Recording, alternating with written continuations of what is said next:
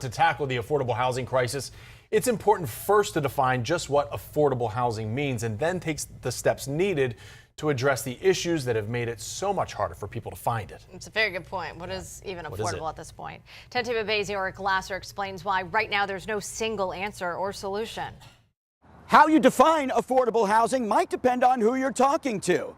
That's because it can mean different things to an individual, a politician, or an economist. There's no one hard and fast rule as to what affordable really means. Let's start with the economist, in this case, USF's Michael Snipes, who can at least give us the textbook definition. The generally accepted answer is going to be affordable housing is where you spend no more than 30% of your income on housing. 30%, but even Snipes says that can change depending upon where you live and what you're spending on other necessities like food, utilities, and transportation. Suddenly, homes and neighborhoods that were affordable 10 years ago aren't, pushing people into something smaller or a commute that's longer. That might force somebody to live outside of the city center, for example. So I may have a job in the city, but because I can't afford to live in the city, I might have to live outside of it.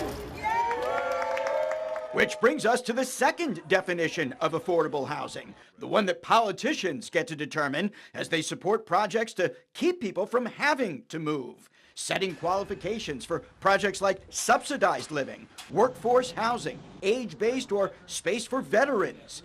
In cities like Tampa and St. Petersburg, groundbreakings on such projects have become far more common, incentivizing developers to increase supply and slowly stabilize prices. And focusing on folks that make 80% of the area median income and less. So we focus on that as a city and as a county for over 20 years. We need units at every level.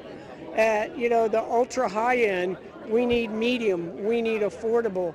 We need it at all levels because it's the old supply and demand equation. If we don't have the supply to meet the demand, then the prices continue to go up. Trying to find a place here in Tampa has been really hard.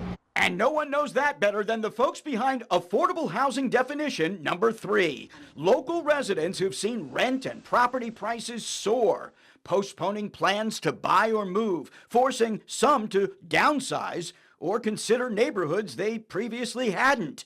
Their definition is based less on numbers and more on a feeling. I would just say somewhere around where I could live comfortably and also be able to have money for myself and be able to spend.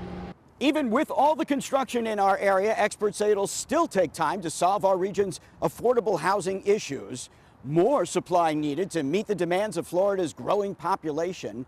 Continued government intervention to make space affordable for the area's workforce, and increased wages, which will eventually catch up with stabilizing prices, making housing at least relatively more affordable as a percentage of income.